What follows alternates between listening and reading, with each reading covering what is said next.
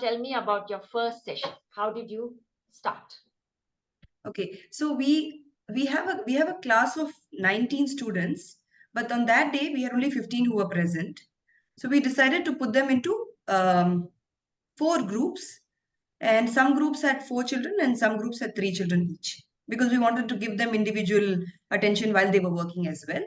We started off by giving them the first story card, which was a conversation between two Indonesian women. So we had created this conversation up where they got just brief information about a disease called beriberi, which was which was really scary at that time. These women were discussing how one of them had lost their infant, one of them had lost her mother. So the disease was actually spreading across age groups, and how finding food was difficult, with a few images, two images on that story card. And we asked children to make a mind map to find out what they thought was at the heart of this conversation. Like, what was the main idea of that story card?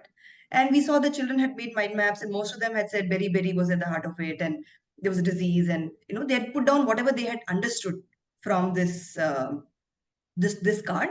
They had made their thinking visible, followed by which we gave them the next story card. So this took about 2 minutes, 2 to 2.5 minutes, and then we gave them. Can I interrupt you here? Yes. The reason you gave this, please correct me, my understanding is wrong, was that they first get the context setting clear in their mind. Yes, and we also wanted them to warm up to each other in the group. So it was more like them orally discussing than giving them a heavy piece to read. They were creating their own maps and getting each other's thinking. Getting to look at each other's thinking through that mind map. So we had children putting their thoughts down like little bubbles around the main idea. So it was more like a warm up, and also to set the context before we take them deeper into the journey. So once this was over, and also since we don't have formal assessments in the school, when we make students thinking visible through these strategies like mind maps or any other charts, KWL charts, or orally through conversations, for us also as teachers, it's the time when we stock take and see how much the child is actually able to think and how much they're able to work in a group. So we thought we'll start with that. Children are also kind of fond of making mind maps and sharing that. So we decided to go ahead with that. And then after 2.5 minutes, we didn't have a sharing time for the mind map. It was a group activity. And then once this was over, we handed over the next story card, which had a one paragraph information about beriberi, which was taken up from your story cards, exactly verbatim. So it just talks about the time frame when beriberi was prevalent, which year, and then what were the symptoms and how people were affected, and what was the initial thought process of people. They thought that it was rising from the soil, it was prevalent in the air. So we gave them a little bit of information of that sort, and then we gave them two tasks. One was, what did you learn from this? A stop and jot activity, where each child was allowed to either stop and jot individually, or as a group, each one gave their pointers and one person made a note. So they just noted down whatever they could absorb, because also writing tends to be a powerful tool to express, and also to kind of add layers to your understanding. Then once this was done, each group got a minute to share.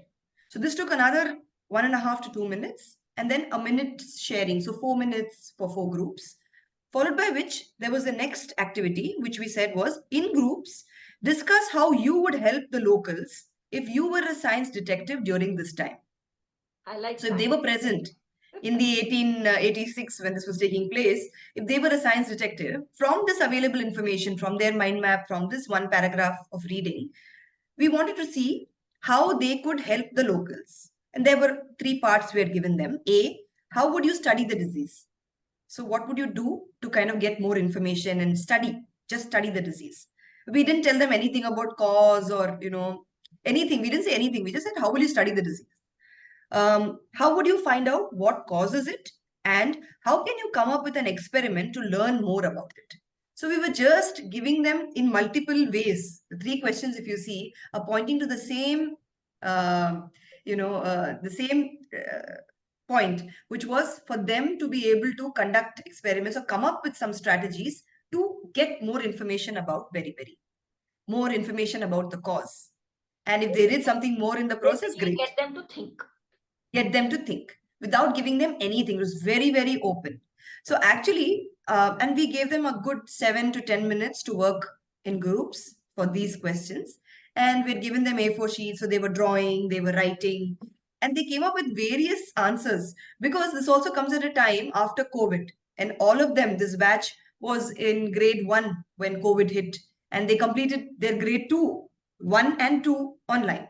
Yes. So it's not something very new to them. They know what a disease can do, Yes. and the scare it can create in the world. So they were really talking, chatting, and many of the groups were talking about COVID and what it had done, lockdown. So they were saying, do you think that they had a lockdown during the beriberi phase as well? And everybody, for some reason, I guess, because of seeing someone getting their blood tested, or the swab, nasal swab, saliva test, so all that came in their answers. So we realized that they're also very aware of what's happening in their environment, and this gave them an opportunity to think like a scientist. And through the process of Berry, they were also trying to make sense of what they had seen in their environments, probably during COVID. So there were answers like, we'll take the blood and we will see what is there in the blood. We'll put them under a microscope. So they knew that under the microscope, things can be magnified. We'll see what is present. Is the blood looking slightly different? One child said, I might look for what is present, what is extra, and what is minus in the blood, what is not there in the blood, which probably was not the thought process in the 1800s when Berry was scaring the world, because they didn't think in that aspect of what That was the whole missing in the point that blood. they missed. That was the whole They point that they missed. missed because they were so excited by the germ theory. Exactly. Everybody missed. I think that's I think as adults sometimes we get so caught up in what's put in front of us that we stop that natural process of wonder, if not nurtured well right from childhood. I feel we'll all become like this. We'll spend the next 40 years just doing Missing the something point. Missing the point. nonsensical. Yes. Absolutely. And a child, 8-year-old child, was able to see it in the first session itself. I will look for what's missing in the blood. Missing in the blood. So they came up with lots of interesting things. One child said, I'm going to take the blood of somebody who's infected with beriberi and inject it into horses. So he has studied something about how anti-venom is produced. We had gone to the Chennai Snake Park to sensitize our students about snakes, because our campus is very nature based and we have lots of creatures. So he remembered something that he had learned there. So he said, I might try to get something like an anti-venom from the body of a horse or some other animal. So it was an interesting space for them to bring all that they had heard, learned, into a practical space like this. And then when this child said this, another child said, that's only for anti-venom. A horse's body is immune to only the snake's venom. Beriberi, nobody knows about beriberi. What will you do? What if the horse dies?